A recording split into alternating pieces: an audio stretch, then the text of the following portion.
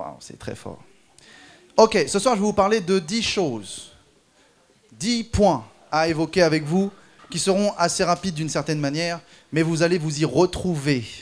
Et c'est ça qui va être bon, et c'est ça qui va être agréable d'entendre par la parole de Dieu. C'est ce fait est que ce que je vais vous prêcher va vous rendre le côté inaccessible accessible. Ce qui était prévu dans vos esprits, ce qui était conditionné dans vos esprits, semblait être inaccessible. Mais par la grâce de Dieu, au regard des Écritures, je vais vous montrer que cela est accessible pour vous. Tout au long de ce séminaire, je vous ai enseigné la parole. Et quand je vous ai enseigné la parole, je vous ai parlé de plusieurs choses. Lundi, je vous ai parlé du monde spirituel et des sens que le corps a, parce que les sens que le corps a sont les sens de votre esprit. Ensuite, je vous ai parlé, bon, je vous avoue, je vous ai parlé de plein de choses. Mais ensuite, je vous ai parlé de la personne du Saint-Esprit et de l'onction. Nous avons fait un exercice cet après-midi qui vous a permis de comprendre comment communier, comment parler avec le Saint-Esprit, comment être à son écoute et comment lui permettre aussi de tendre l'oreille vers vous. Parce que j'aimerais vous rappeler cette réalité-là. Le Saint-Esprit n'est pas obligé de vous écouter, mais il le fait par amour. Mais il y a des petits principes qu'il aime. Il aime certains principes qui font que son oreille est plus ou moins disposée à vous entendre. Dieu vous entend en permanence. Mais ce qui fait qu'il y a l'exaucement dépend de plusieurs paramètres. Nous avons parlé de l'onction, nous avons parlé de l'autorité. Car oui, l'autorité a un rôle majeur. L'autorité du nom de Jésus-Christ. Et je vous ai dit que nous pouvons cultiver l'onction, mais nous devons aussi apprendre à cultiver l'autorité. Parce que ce n'est pas parce que tu as reçu 100% de Christ en toi que tu le manifestes à 100%.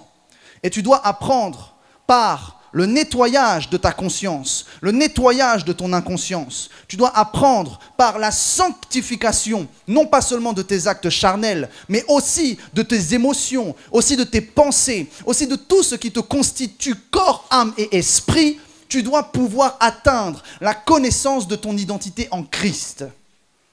C'est ton identité en Christ que tu vas développer, qui te permettra de manifester plus ou moins l'autorité de Christ. Tu dois découvrir qui tu es en Christ.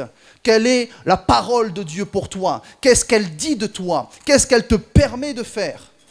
Est-ce qu'elle te demande de ne pas faire? Et ce soir, j'aimerais pouvoir vous parler des 10 types d'onction prophétique. Pourquoi? Parce que nous sommes prophétiques. Nous sommes un peuple prophétique. Je répète les points. Nous sommes un peuple prophétique. Pourquoi? 1. L'esprit qui était autrefois sur les prophètes est aujourd'hui en nous. 2. Nous vivons dans une dimension temporelle, passé, présent, futur. Chronos, kairos, olam. Nous vivons dans une dimension temporelle. Hors de cette dimension temporelle, le prophétique n'existe pas. Dieu a créé le prophétique, Dieu a permis le prophétique, Dieu a donné à l'esprit de l'homme la capacité d'avoir l'intelligence des temps. Tout en précisant bien que c'est Dieu qui a donné cette capacité à l'homme. Et que si ton analyse des temps se fait par un autre esprit, alors tu es dans l'occultisme, alors tu es dans la sorcellerie, et alors tu as un problème. Et ce soir, je vous parle de ces onctions-là parce que vu que nous sommes un peuple prophétique, cela veut dire que nous avons tous accès aux grâces du prophète. J'aimerais pouvoir vous rappeler cela. Dans l'Ancien Testament, il y avait le sacrificateur, le prophète et le roi. Aujourd'hui, par Christ en nous, nous avons accès à ces 3 dimensions. Nous sommes sacrificateurs avec Christ. Nous sommes loin du Saint-Esprit qui était autrefois sur les prophètes. C'est pourquoi j'aime dire que nous sommes prophètes. Mais prophètes de quoi? Est-ce que vous êtes tous prophètes de ministère? Non. Mais vous êtes prophètes de vos vies. Prophètes de vos vies. Parce que la Bible nous mentionne cela. La Bible nous enseigne ces choses. Maintenant, tu as la capacité et l'habilité d'entendre Dieu. Tu devras travailler, discipliner ton oreille, sanctifier ta vie, discipliner ton écoute pour l'entendre clairement. Mais tu as l'habilité et la capacité. C'est juste une question de travail. Donc, si tu peux entendre Dieu comme les prophètes de l'Ancien Testament entendaient Dieu, eh bien, tu es prophète. Mais maintenant, tu n'es pas prophète corps de Christ, tu n'es pas prophète de l'Église, tu n'es pas prophète de ministère, parce que ça, c'est un appel spécifique. C'est une responsabilité, une charge spécifique. Mais tu as la même responsabilité que nous, qui est de prophétiser sur ta vie, de parler sur ta vie et de manifester le fruit de la destinée de Dieu, ou ce qu'on appelle l'appel de ta vie sur ta vie. C'est ta responsabilité. Beaucoup d'appelés, peu d'élus. C'est à toi de rentrer dans ton élection. C'est à toi de rentrer dans ta destinée. C'est à toi de rentrer dans ton appel. Et si tu te disposes à ce que tout concorde, alors Dieu fera, alors Dieu t'élèvera. Mais ça passe par les principes qui sont les plus basiques et les plus simples. La prière, le jeûne, la lecture biblique, l'intercession, l'évangélisation, l'adoration. Toutes ces choses seront les choses qui t'aligneront avec la volonté de Dieu. Et ce sont toutes ces choses qui feront que tu rentreras dans ton appel et que tu seras élu. Car si beaucoup d'appelés, peu d'élus, veut dire qu'il y a beaucoup d'appels, mais beaucoup de personnes qui loupent leur élection. Et ça, c'est une catastrophe. En France, trop d'appels qui ne rentrent jamais dans leur élection. Je prends l'exemple d'une église qui est l'église de Daniel Kolenda, l'évangéliste Daniel Kolenda, fils spirituel de Reinhard Bonnke. Il a repris son ministère, il a repris les croisades, mais il a implanté une structure pour former des hommes et des femmes. Dans son église, il n'y a pas moins de 200 évangélistes ordonnés, sans compter les pasteurs, sans compter les autres ministères. 200 évangélistes, minimum, parce qu'ils forment après des milliers de personnes à travers le monde. Mais juste l'église locale a plus de 200 évangélistes. Et nous, des fois, dans nos églises, on a peur qu'il y ait 2, 3 évangélistes, 2, 3 hommes de Dieu qui nous marcheraient peut-être dessus, ou qui ne nous permettraient pas d'avoir pleinement la place. Oh, mon ami, tu es orgueilleux. Il y a de la place pour tout le monde, parce que la moisson est grande. La moisson est grande. Il y a de la place pour chacun d'entre nous. Si tu es appelé à servir Dieu, Dieu a pourvu à ton service, Dieu pourvoit par l'onction, par la provision, et il y aura du travail pour toi aussi. Ne crois pas que le travail est que pour les autres, que pour les grands. Non, Dieu a besoin de toi aussi. La moisson est grande, mais il y a peu d'ouvriers. Cette phrase me fait mal. Alors j'aimerais pouvoir quand même vous parler de ces onctions-là, parce que vu que vous avez le Saint-Esprit, vu que vous êtes prophète de vos propres vies, ça veut dire que non seulement lorsque vous allez dans la rue évangéliser et que vous annoncez Jésus, vous prophétisez. C'est pourquoi pour les nations, vous êtes un message vivant. Vous êtes, comme l'apôtre Paul dit, vous êtes des lettres. Votre vie est un témoignage vivant de Christ. Votre vie est un témoignage de Dieu. Vous avez la parole, vous êtes le contenant d'un contenu, l'évangile de Jésus-Christ et son onction. Mais c'est à vous, pour pouvoir permettre au monde de bien recevoir le colis, que votre emballage soit propre. Qui aime recevoir une enveloppe toute déchirée, un carton Amazon qui arrive ouvert? Personne. Moi, quand Amazon il me livre, je vois mon carton ouvert, je suis écœuré. Alors que ça se trouve, le colis, il est nickel. Et en plus, je vous assure que l'évangile restera nickel. Le colis restera parfait. Mais est-ce que vous avez vu l'impact que ça a lorsque vous recevez un carton chiffonné? Alors que le carton, il va aller à la poubelle. Le carton, il va finir. Mais quand on le reçoit, ça nous fait quelque chose. Eh bien, imaginez les gens qui reçoivent l'évangile de votre bouche. Ils ont besoin aussi de voir que vous êtes conforme et que vous donnez le témoignage du message que vous donnez. Et après, des fois, on s'étonne que le message n'est pas reçu. Mais tu es celui qui l'annonce. Si tu es celui qui l'annonce, fais attention à ton apparence. Oui. Fais attention à ton discours. Oui. L'évangile nous amène à comprendre la pédagogie. Oui. L'apôtre Paul dit Je suis hébreu avec l'hébreu, grec avec les grecs. Il était capable d'adapter son évangile. Non pas que le message change, mais la manière de l'apporter à un peuple diffère. Et il avait la sagesse de savoir le faire. Ce qui fait qu'on n'apporte pas le même message à n'importe qui de la même manière. C'est pourquoi j'aimerais pouvoir vous rappeler cette chose. Le message de l'évangile n'a pas changé. Mais en France, la manière de l'apporter a changé. À l'époque, je l'ai dit la dernière fois, mais dire à quelqu'un « repens-toi ou tu vas en enfer », ça faisait peur et ça engendrait des conversions. Aujourd'hui, on te rigole au nez. Ce qui veut dire que le message reste le même. Repens-toi ou tu vas aller en enfer. Mais la méthode pour l'amener n'est plus la même. Les gens n'ont plus la crainte. Mais les gens, ils ont besoin de découvrir l'amour. Les gens ont besoin de découvrir l'amour. Et le problème aujourd'hui, c'est qu'en France, nous savons très bien parler. Mais nous devons apprendre à aimer. Nous avons de grands intellectuels, de grandes fortes pensées, de grands poètes, de grands philosophes. Nous avons ces choses. Nous avons des personnes intelligentes, éloquentes, qui savent parler, mais qui ne savent pas aimer. Mais on ne peut pas apprendre à aimer si on ne reçoit pas l'amour de Dieu. C'est pourquoi en France, le réveil qui doit arriver en France sera un réveil apostolique et prophétique par l'adoration. Parce que Dieu veut lever des adorateurs. Parce que lorsqu'il lèvera des adorateurs, il lèvera des personnes qui sont capables de recevoir l'amour et de diffuser l'amour. Le peuple en France est meurtri, blessé. Et vous en avez vous-même fait les frais. Mais vous avez une différence. Christ en vous, l'espérance de la gloire. L'espérance. Dieu a parlé dans ce séminaire, si vous avez enregistré. À un moment, il a dit, soyez porteurs d'espérance. Soyez porteurs d'espérance. Alors, je vais vous parler de ces onctions qui font partie aussi de votre quotidien. Soyons honnêtes et comprenons bien ce que je vais vous enseigner. Dans l'Ancien Testament, principalement, on identifie plusieurs types de prophètes, plusieurs catégories de prophètes.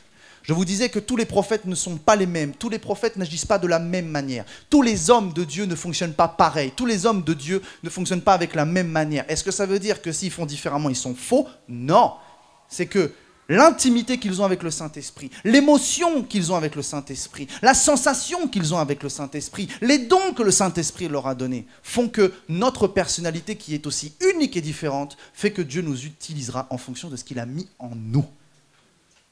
Et ce qu'il a mis en toi, en toi, en toi, en toi, diffère de ce qu'il a mis en moi. C'est pourquoi nous nous complétons et que nous sommes un corps.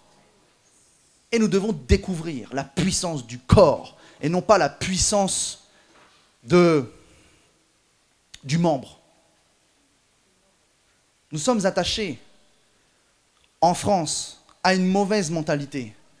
Vouloir découvrir la puissance du membre et être capable de dire « moi je suis la main, je suis plus fort que l'abdomen. Moi je suis la langue, je suis plus fort que l'œil. » Et on est en train de chercher à justifier qui a plus d'onction, moins d'onction, plus de dons, moins de dons, plus d'impact, moins d'impact, plus de vues, moins de vues. Et nous loupons l'objectif. Dieu n'a jamais cherché à donner de la puissance et à valoriser un membre. Il veut valoriser le corps. Le corps de Christ. La main n'est pas plus que le pied, tout comme le pied n'est pas plus que l'œil, tout comme... Peu importe, vous m'avez compris. Nous sommes le corps de Christ. Et chacun est utile. Chacun est stratégique. Et nous devons développer et découvrir les onctions prophétiques qui nous sont données pour savoir dans quel domaine je peux opérer. Parce que toutes les onctions prophétiques ne sont pas toutes les onctions d'un prophète, même si un prophète fait partie d'une catégorie que je vais vous préciser, mais parce que vous êtes prophète de vos propres vies, vous faites aussi partie de ces catégories. Ok, j'y viens. Premier type de prophète qui est mentionné dans la Bible. Parce qu'à chaque fois que vous voyez en français écrit prophète, il n'est pas en hébreu écrit prophète. Il y a un autre terme qui désigne une autre fonction. Il y a plusieurs termes. Il y a le prophète Nabi, celui qui entend.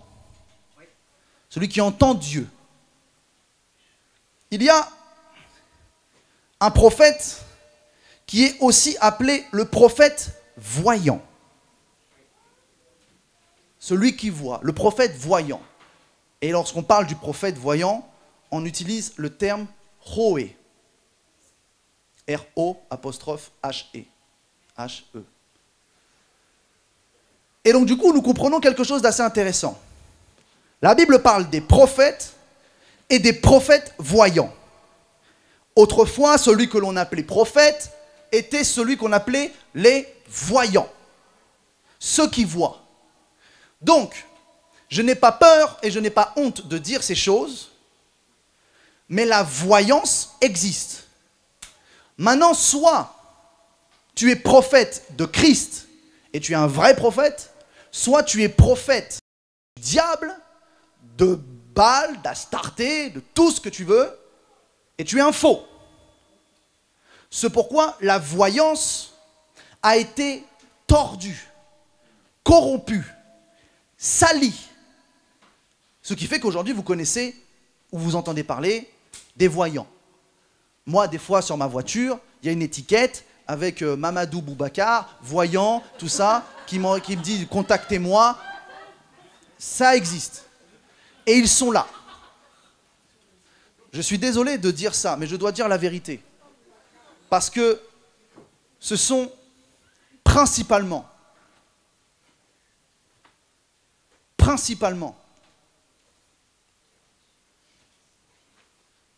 des personnes qui sont dans la sorcellerie, qui sont dans la voyance.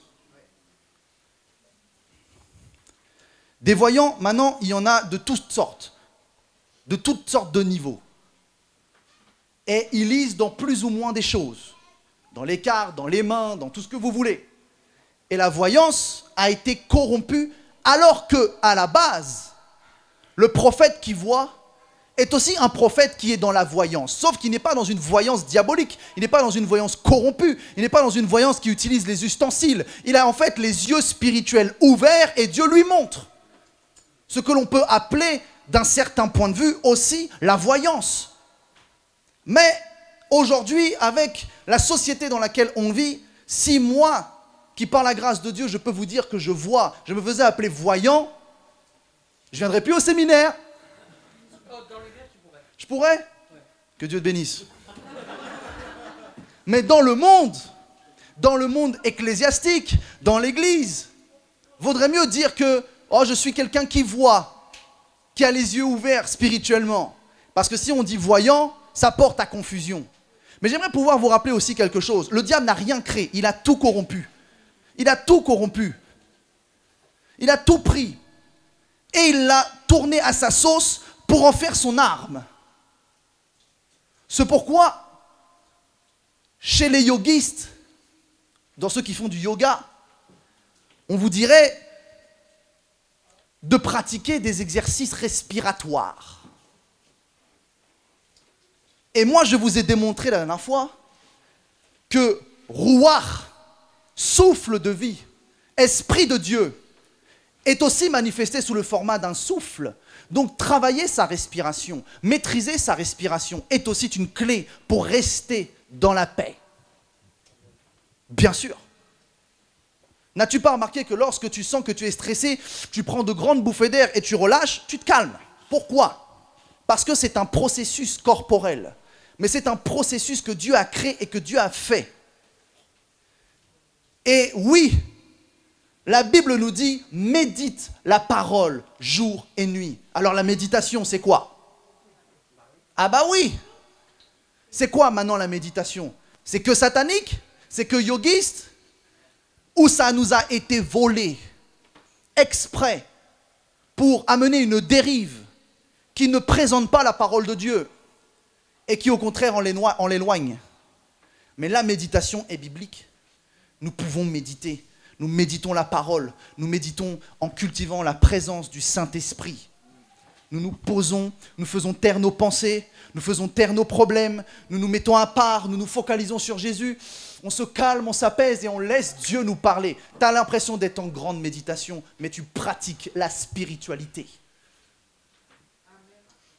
Pratiquer la spiritualité, c'est savoir faire taire la chair pour écouter l'Esprit de Dieu qui est dans ton esprit. Et les autres te diraient, faites la paix intérieure. Le vide. Faites le vide. Mais c'est vrai. Fais le vide si tu veux entendre Dieu. Parce que si tu viens devant Dieu plein de tes pensées, plein de tes problèmes, plein de tes requêtes, plein de tes demandes, tu n'entendras pas. Tu auras un monologue. Mais si tu fais le vide en disant, Seigneur, cette fois-ci, je ne viens pas pour moi, je ne viens pas pour mes problèmes, je ne viens pas pour mes pensées, je viens pour toi. Je te cherche, je te contemple et je t'attends. Prenons Psaume 37, verset 7. Il me vient comme ça. Qu'est-ce qu'il dit? Je ne sais même pas ce qu'il dit parce que ça m'est venu d'un coup.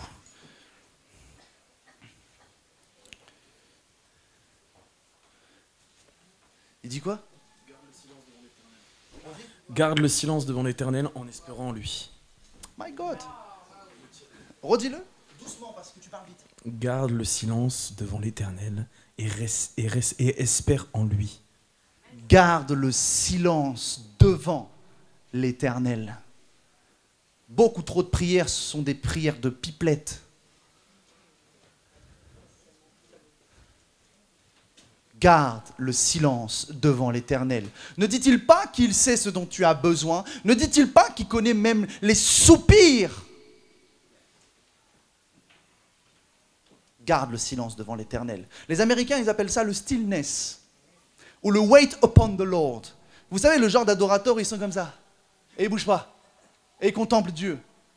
C'est une clé incroyable pour l'entendre, pour recevoir, pour voir. Vous voulez des expériences spirituelles?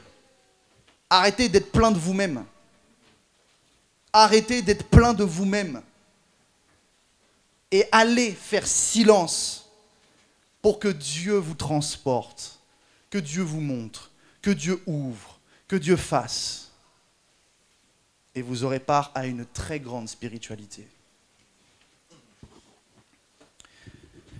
Donc, prophète Nabi, prophète Roé, Chosé, Raha, il y a plusieurs termes, mais c'est le prophète qui voit, donc les yeux ouverts, qui est différent des autres prophètes. C'est pourquoi je dirais que tout voyant de Dieu, bien dit de Dieu, sont prophètes, mais tous les prophètes ne sont pas des voyants de Dieu, parce qu'il y a des catégories.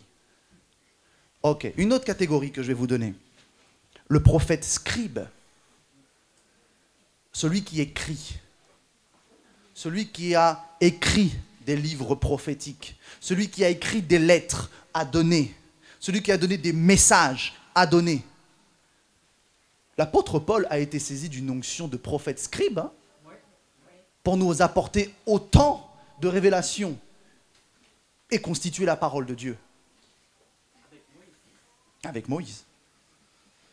Une autre catégorie, le prophète Shammar, que l'on appelle le prophète gardien, intercesseur, trompette.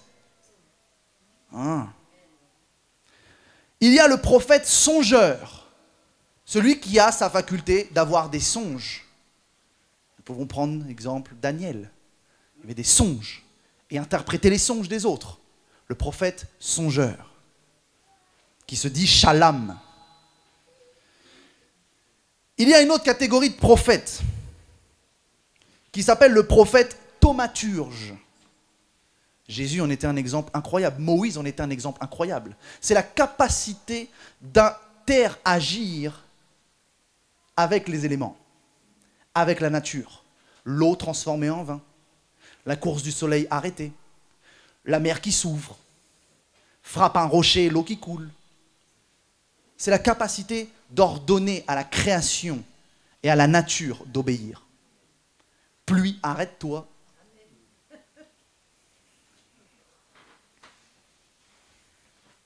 Prophète thaumaturge. Il y a le prophète qu'on appelle de la cour.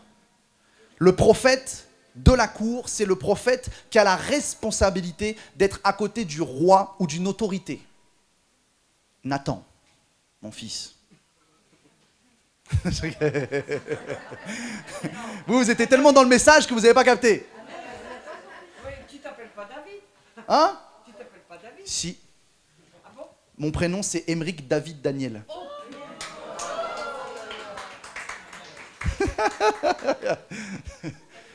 pour ça que le Seigneur t'a donné un Nathan. Voilà, il m'a donné un Nathan. Et un Nathan, Emmerich Sroka. Voilà. Prophète de la cour. Nathan auprès de David. Un prophète qui a la responsabilité de conseiller les autorités ou le roi. Le prophète psalmiste. Celui qui avait la capacité de recevoir des phrases, des notes et de composer avec ces choses pour émettre un psaume, d'émettre un cantique. Et ça peut même être des choses qui émanent de lui. Il se met à chanter, toujours les Américains, ils appellent ça le spontaneus, ce truc spontané un peu. Genre c'est, ça part dans tous les sens, que des violons pendant, hein? Violon, violon. On va t'appeler comme ça maintenant. Violon, violon. C'est psalmiste. Cette capacité d'être connecté avec la chorale des anges. Je vous donnerai cet exemple. Ma propre femme, Angéline, est une psalmiste. Des fois, je la sens sortir du lit. Je dis, qu'est-ce que t'as, toi? Elle me dit, j'ai entendu une mélodie, il faut que j'aille la jouer au piano. Et à part.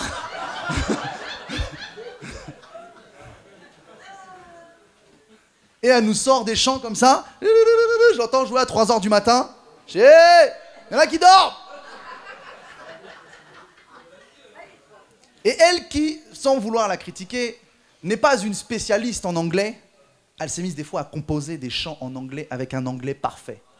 Elle s'est mise à écrire comme ça. Et c'était anglais parfait. J'ai dit non, toi t'abuses. T'es trop forte. Psalmiste.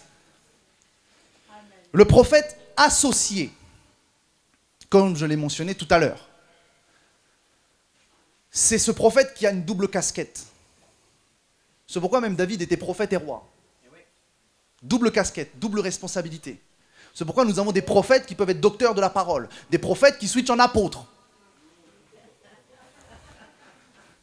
des prophètes qui font des choses très fortes dans l'évangélisation. Double casquette, associé. Il y a une association d'onction et de ministère. La Bible dit, pardon, c'est trop un réflexe. Kenneth Hagin dit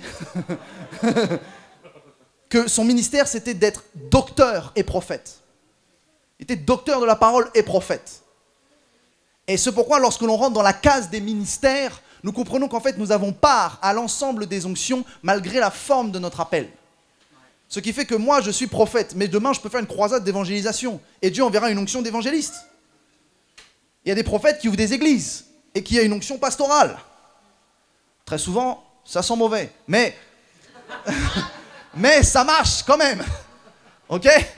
Je crois qu'un prophète pasteur, l'église va être remuée.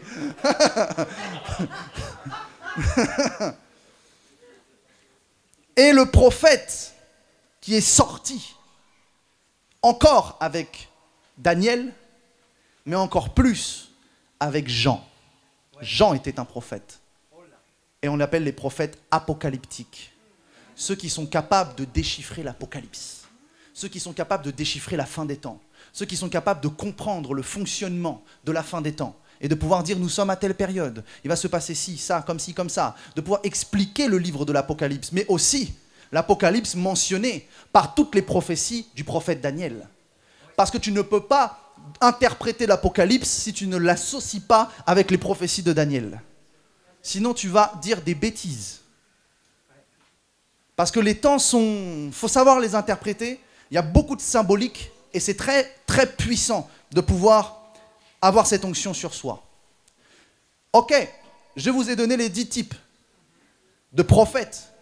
Donc les 10 types d'onctions prophétiques qui sont existantes et qui sont capables d'être sur vous. Parce que vous êtes prophète de vos propres vies, parce que vous avez le Saint-Esprit en vous. Vous pouvez être de ceux qui voient, oui. Et où Philippe? Il est en bas.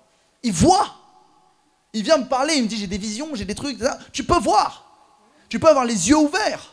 Tu peux voir des choses en esprit, tu peux recevoir des prophéties, tu peux avoir un don de parole de prophétie, de parole de connaissance, de parole de sagesse, sans être prophète. Tu peux avoir les yeux spirituels ouverts et voir. Et c'est une grâce. Tu peux avoir l'oreille spirituelle ouverte et entendre. Entendre les anges, entendre Dieu. Parce que oui, les anges communiquent des choses. Vous savez, dans la Bible, il y a ce qu'on appelle l'ange des prophètes. Eh ouais. Je ne m'aventurerai pas là-dedans. Je risquerais de vous amener dans quelque chose qui va vous confondre.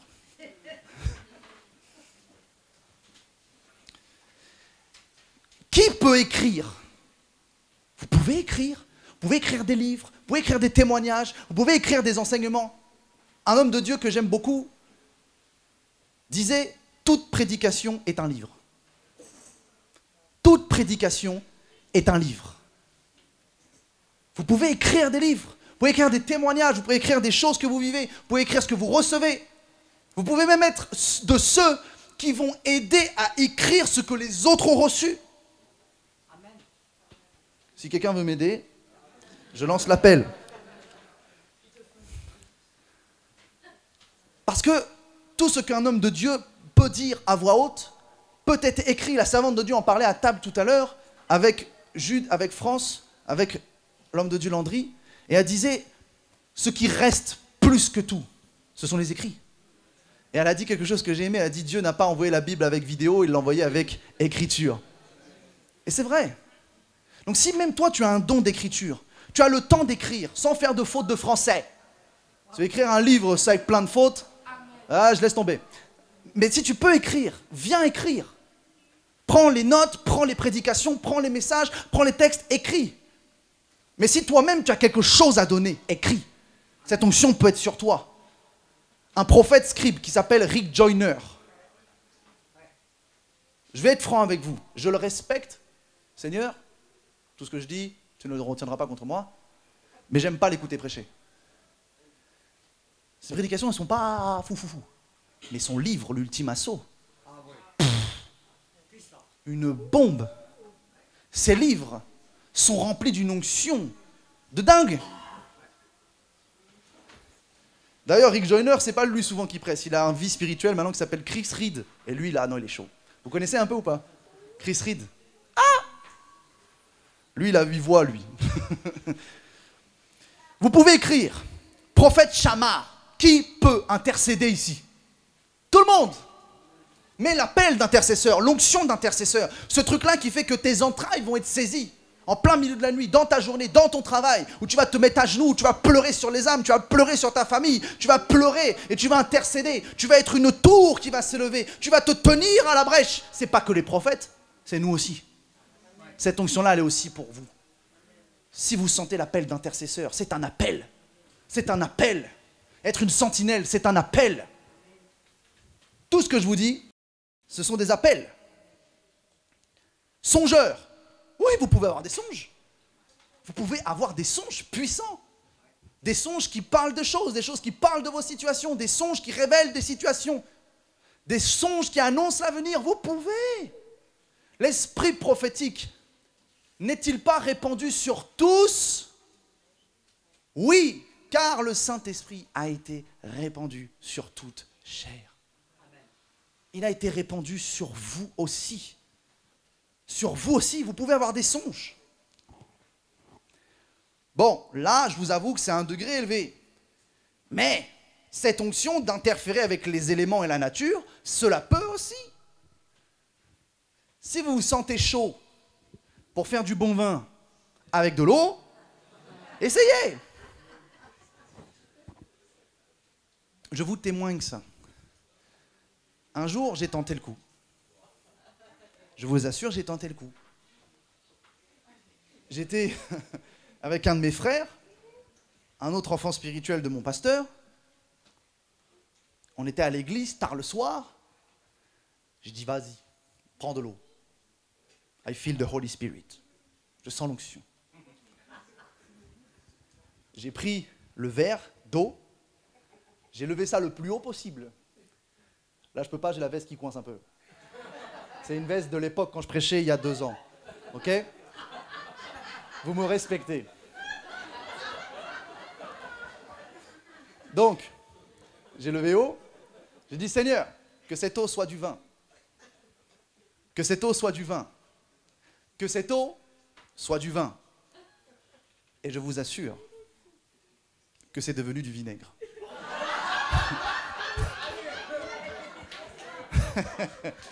Du moins, normalement c'est un processus. C'est le processus pour arriver au vin. C'est devenu jaune et c'était acide. J'ai dit ça c'est du vinaigre. Mais c'est le processus. J'aurais eu plus de foi, peut-être on faisait la Sainte Seine.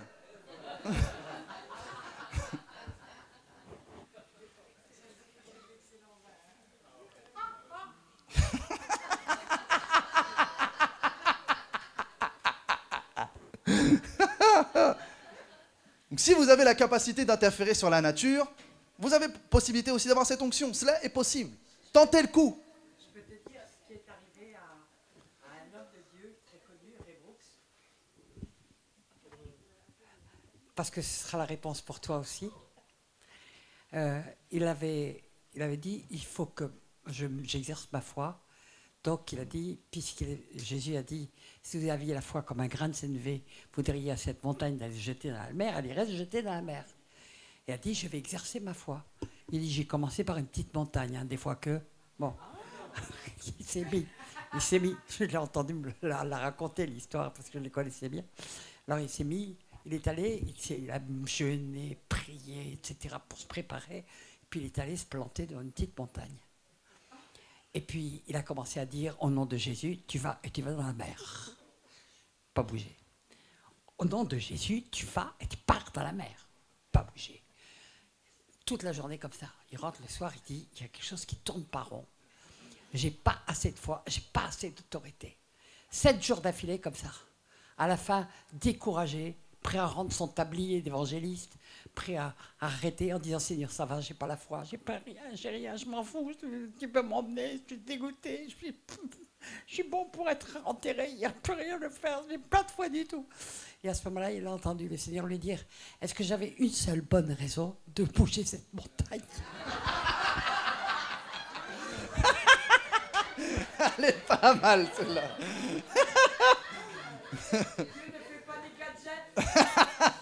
Elle est pas mal. Elle est pas mal. Ça t'explique pourquoi tu as eu du vinaigre. Voilà. Le Seigneur était quoi. Donc je disais, prophète ou capacité thaumaturge d'interférer avec les éléments. Prophète de la cour, onction de la cour. Mais qui ne peut pas ici être positionné dans les hauteurs des sphères de cette société? Qui ne peut pas aller à l'Élysée, être chrétien et avoir du poids, du pouvoir? Pourquoi Dieu ne pourrait pas vous permettre, dans votre entreprise, d'être à la meilleure place, près du PDG ou d'être un bon conseiller? Pourquoi Dieu ne pourrait pas vous permettre d'avoir la meilleure place dans ce que vous faites, la plus haute, ou d'être à côté clairement de ceux qui sont hauts et d'influencer leur vie? Vous savez, moi je crois que le réveil, ce n'est pas le réveil qui va toucher que la classe ouvrière. C'est le réveil qui va toucher toutes les classes sociales de la société. Ça, c'est un vrai réveil. Où Dieu sera capable, et ça c'est quelque chose que j'avais prophétisé lors d'un live Facebook, j'ai senti l'Esprit du Seigneur me pousser à dire, vous verrez, Dieu va lever des avocats et des juges. Qui, lorsque les hauts du gouvernement voudront attaquer l'Église, les avocats et les juges feront barrière et ils présenteront la loi en disant ce que vous faites n'est pas autorisé. Dieu va lever des avocats et des juges. Ça, c'est une assurance. Dieu peut vous positionner auprès de grands. Dieu peut vous mettre. Nous devons même prier pour qu'il y ait enfin des chrétiens qui percent à l'Élysée, qui percent dans le gouvernement, qui percent dans l'économie, qui percent dans toutes les choses qui contrôlent aujourd'hui ce monde. Vous pouvez avoir cette onction aussi, d'être positionné au plus haut et auprès de ceux qui ont de l'influence. Je prends l'exemple, bon aujourd'hui c'est ce qu'il est, mais le pasteur qui a amené Justin Bieber à la conversion. Ce jeune-là qui après a commencé à faire des concerts en louant Dieu, en prêchant Jésus-Christ, lui qui a influencé des millions et des millions de jeunes hommes et de jeunes femmes. Tout est possible.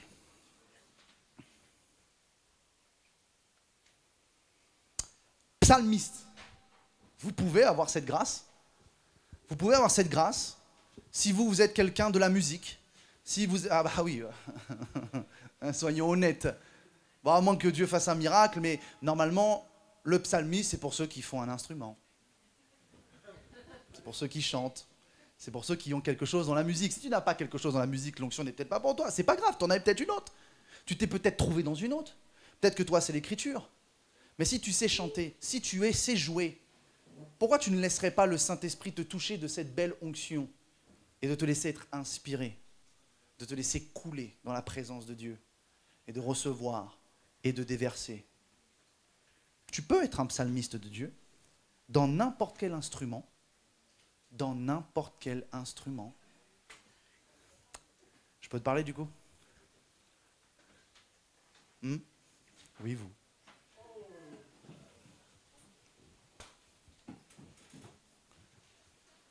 Tu es un compositeur de Dieu. Tu es un vrai compositeur de Dieu. Tu es un psalmiste. Je ne sais pas pourquoi ni comment, mais je sais que tu composes dans ton esprit. Et tu sais jouer des choses qui ne sont pas issues de partitions, de notes, mais de ton esprit. Que Dieu t'aide à composer. Dans mon esprit, je vais aller chercher ça pour que ça vienne sur toi. Que Dieu t'aide à composer pour d'autres. Que tu puisses être un compositeur, un vrai compositeur pour d'autres. Que tu puisses présenter des œuvres. Que tu puisses présenter des musiques, des partitions, ou des symphonies, ou des choses que tu auras conçues, et que tu puisses le présenter pour que d'autres le jouent. Tu es un vrai compositeur. Ça te parle? Amen. Je te sentais des fois, est-ce que Dieu t'aurait pas une petite parole? La voilà celle-là. Tu es un vrai compositeur de Dieu. Psalmiste. Double casquette, associé. Vous pouvez. Qu'est-ce qui vous empêche d'associer vos dons et vos talents? Qu'est-ce qui vous empêche de faire... Regardez la parabole des talents. La Bible dit quoi? 1, 10 talents différents, mais compris dans le même paquet des talents. 10 talents qui peuvent travailler ensemble. Vous pouvez avoir des choses, plein de choses que vous savez faire, plein de choses dans lesquelles vous êtes doué et les associer. Vous n'êtes pas limité avec Dieu. Vous pouvez être peut-être chef d'entreprise de 2, 3, 4 entreprises qui peut-être ont un impact différent, une marchandise différente. Vous pouvez peut-être cumuler différentes fonctions parce que vous êtes intelligent, parce que vous avez la sagesse d'en haut, parce que vous avez cette onction de l'associé qui peut venir sur vous et vous rendre capable de faire plusieurs choses. C'est pourquoi j'aimerais dire que Dieu a fait de toutes les femmes des associées. Celles qui sont capables de faire plusieurs choses à la fois. Que Dieu nous la donne, nous les hommes, hein. Et le prophète, l'onction apocalyptique. Oui, ça, c'est quand même très particulier. Mais rien ne vous empêche de vous plonger dans l'Apocalypse, de vous plonger dans le livre de Daniel et de dire, Seigneur, révèle-moi la fin des temps. Et vous pourrez être surpris de comprendre des choses, de sentir des choses, de pouvoir révéler des choses et d'enseigner des choses. Je crois que tout chrétien devrait être un spécialiste de l'Apocalypse. Parce que c'est le bon message aussi pour évangéliser. Les tribulations arrivent. La Troisième Guerre mondiale arrive. La puce arrive. La marque de la bête arrive. Toutes ces choses arrivent. Toutes ces choses arrivent. L'Antéchrist, moi je crois qu'il est là. Je crois. Parce que s'il est antéchrist, je pense qu'il se situerait du coup dans une apparence physiquement corporelle ou artificielle, peu importe. Je vous ai partagé mon avis là-dessus, mais ça ne reste que mon avis. Il doit correspondre à un personnage de cette même année, entre 30 et 40 ans. C'est pourquoi même Macron est un bon antéchrist. Parce que la Bible dit que, petits enfants, vous savez que c'est la fin des temps et qu'un antéchrist doit venir, mais savez qu'il y a déjà plusieurs antéchrists. J'ai même pas besoin d'en rajouter, si vous suivez la servante de Dieu, elle les a déjà tous nommés. Ok? Elle en a déjà tous parlé. Oh, sorry. Mais vous devez savoir maîtriser quand même l'Apocalypse. Parce que c'est bien beau de dire Jésus revient, mais il faut quand même comprendre et quand même savoir de quoi on parle. On parle du retour du Seigneur sur les nuées, puis des tribulations, puis des noces de l'agneau, puis on parle du retour sur le mont des Oliviers, puis du millénium. Il y a plein de choses. Puis après le jugement dernier, le grand trône blanc, puis les récompenses et tout un tas de choses. La Jérusalem céleste, l'Apocalypse est incroyable. Incroyable. C'est notre futur. Plutôt qu'aller consulter les prophètes pour savoir qu'est-ce qu'ils vous réservent dans votre futur, lisez l'Apocalypse. Lisez l'Apocalypse. Vous voulez connaître votre futur, lisez l'Apocalypse.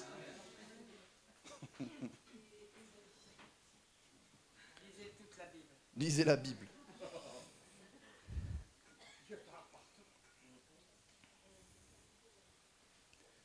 Qui s'est retrouvé dans au moins une des choses que j'ai citées? Qui lève la main? Au moins une, levée haut! Est-ce que vous avez vu maintenant votre potentiel? Quand j'ai dit ça, j'ai senti l'esprit. Vous avez levé la main. Est-ce que maintenant vous avez vu votre appel? Est-ce que vous avez vu votre potentiel? Est-ce que vous avez vu? Parce qu'il y en a qui disent, je ne sais pas quoi faire pour Dieu.